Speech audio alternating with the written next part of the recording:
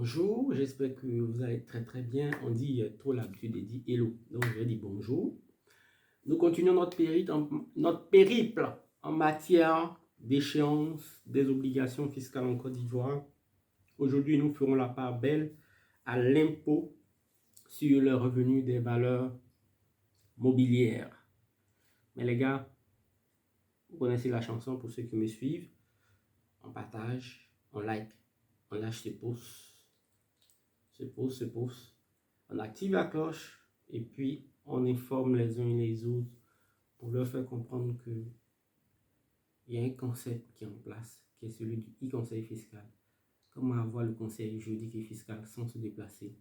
Vous êtes dans votre salon, posez une question, vous avez la préoccupation en une fraction de seconde qui existe. Il y a des plateformes qui ont été mises à cet effet à votre disposition afin de vous donner le maximum d'informations possibles, afin de vous former sur des thèmes bien pointus en matière de fiscalité des entreprises sans vous déplacer de votre salon, les gars. Il faudrait que vous, on va dire, vous adoptez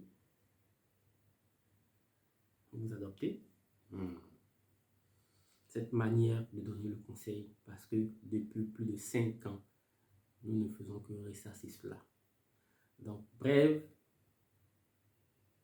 on ferme cette parenthèse et on poursuit. Pour ceux qui se rappellent, nous avons décidé de parler des dates d'échéance des obligations fiscales concernant l'impôt sur le revenu des valeurs mobilières. Nous débuterons de la manière suivante et nous traiterons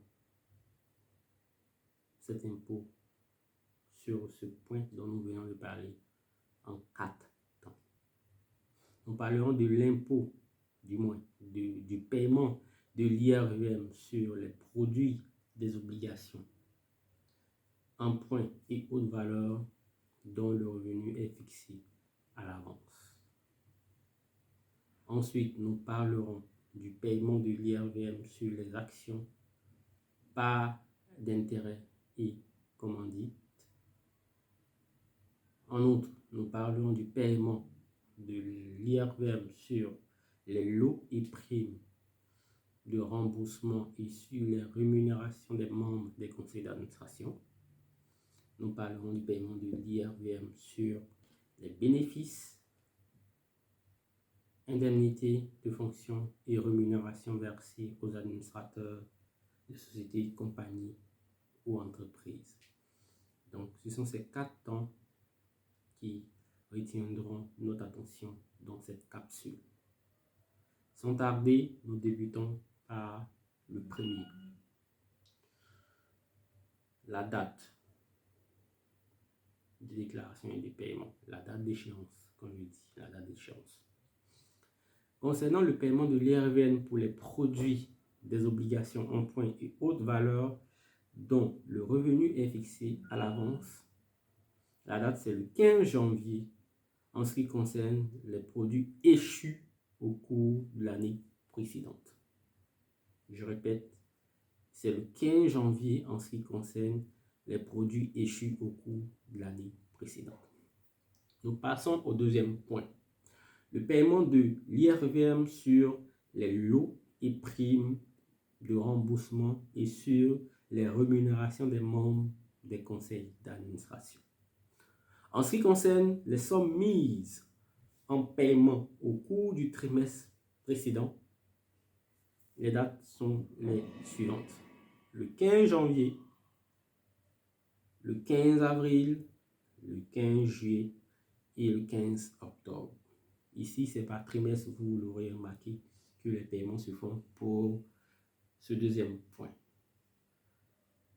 Concernant le troisième point, les paiements de l'IRVM sur les actions par intérêt et commandite. Ce qu'il faut retenir, l'échéance, c'est le 15 du mois suivant la distribution ou la détermination de la quotité imposable ou dans les 3 mois suivants la date du procès verbal de l'Assemblée ayant décidé de la distribution. Ici, il y a 3 choses qu'il faut retenir. Pour ces 3 choses, je verrai si vous avez effectivement suivi. Les gars, posez vos questions. Parce que quand la vidéo est trop longue, les gens ne veulent pas la lire. Donc, j'essaie de m'en tenir, on va dire, aux règles des réseaux sociaux afin d'avoir plus de vues. Et nous terminons par le 4e et dernier point relativement à l'IRVM. Le paiement de l'IRVM sur les bénéfices, indemnités de fonction et rémunération versées aux administrateurs de sociétés, compagnies ou entreprises. Ce qu'il faut retenir, c'est que en ce qui concerne les indemnités de fonction et les rémunérations versées aux administrateurs de sociétés, compagnies ou entreprises, c'est également les mêmes dates. Le 15 janvier, le 15 avril, le 15 juillet, le 15 octobre. Pour les entreprises relevant de la direction des grandes entreprises et des moyennes entreprises, nous avons le 15 octobre pour les entreprises industrielles et les entreprises pétrolières ou minières, le 15 octobre pour les entreprises commerciales et le 20 octobre pour les entreprises de prestation de services. Donc, le point à retenir ici, c'est que la déclaration est souscrite une seule fois au moment de l'acquisition de l'immeuble. Et des déclarations complémentaires, disons, sont souscrites en cas de modification. Ça, biffer cette partie, elle ne concerne pas l'impôt sur les revenus des valeurs mobilières. Pour ceux qui savent de quelle nature d'impôt il s'agit, des échéances de quelle nature d'impôt il s'agit, posez votre question, vous aurez une formation gratuite sur le thème de votre choix, les gars. www.fiscalitéivoirienne.com. Abonnez-vous, suivez-nous. Allez, ciao, ciao.